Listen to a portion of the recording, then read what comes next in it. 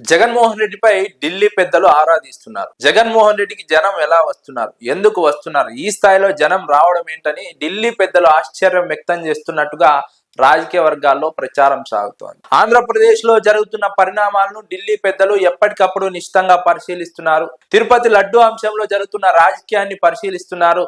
ఈ అంశంలో వాస్తవం లేదని ఢిల్లీ పెద్దలు నమ్ముతున్నారు. అందుకే తెలుగుదేశం జనసేన పార్టీ ట్రాప్ లో పడకుండా, వారి వైఖరిని పట్టించుకోకుండా స్పష్టమైనటువంటి విధానంతో బీజేపీ ముందుకు వెళ్తోంది. ఇదంతా మీరే చేశారు, మీరే కడుక్కోండి అంటూ బీజేపీ పెద్దలు తెలుగుదేశం జనసేనకే వదిలేసినట్టుగా విశ్లేషకులు అంచనా వేస్తున్నారు. మరోవైపు జగన్మోహన్ రెడ్డి జనంలోకి వెళ్తుంటే భారీ స్థాయిలో జనం తరలి రావడం ఆంధ్రప్రదేశ్ లో ప్రస్తుత రాజకీయ పరిస్థితికి అద్దం పడుతుందని ఢిల్లీ పెద్దలు నమ్ముతున్నారు. ఆంధ్రప్రదేశ్ లో స్పష్టమైనటువంటి విభజన కనిపిస్తోంది. ప్రజలు జగన్మోహన్ రెడ్డి వైపు మల్లుతున్నారు. తెలుగుదేశం కూటమి ప్రభుత్వాన్ని వీడుతున్నారు.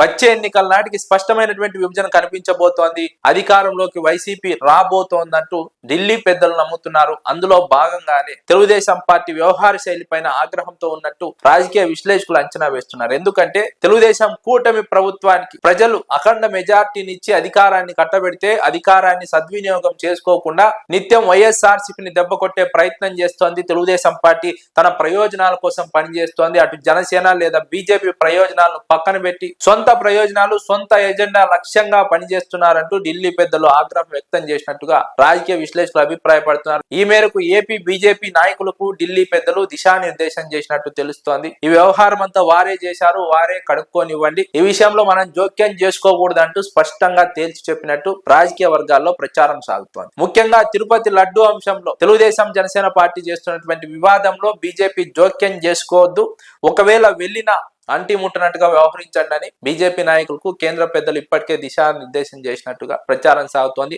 అందులో భాగంగానే ఏపీ బీజేపీ నాయకులు వ్యూహాత్మకంగా వ్యవహరిస్తున్నారు. ఈ అంశంలో పెద్దగా జోక్యం చేసుకోకపోవడాన్ని నిశ్చితంగా గమనించవచ్చు. అదే సమయంలో జగన్మోహన్ రెడ్డికి వస్తున్నటువంటి మద్దతు ఇది తెలుగుదేశం పార్టీ వైఫల్యం వల్లనే అని బీజేపీ నేతలు నమ్ముతున్నారు. ఎందుకంటే తెలుగుదేశం కూటమి ప్రభుత్వానికి అధికారం కట్టబెడితే సంక్షేమ పథకాలు, అభివృద్ధి మీద ఫోకస్ చేయకుండా, రాష్ట్రానికి పెట్టుబడులు తీసుకొచ్చే అంశం పైన ఫోకస్ చేయకుండా కేవలం జగన్మోహన్ రెడ్డిని జైల్లో పెట్టడమే లక్ష్యంగా పనిచేస్తూ ఉండడం ప్రజల్లో అసంతృప్తికి కారణమవుతోంది.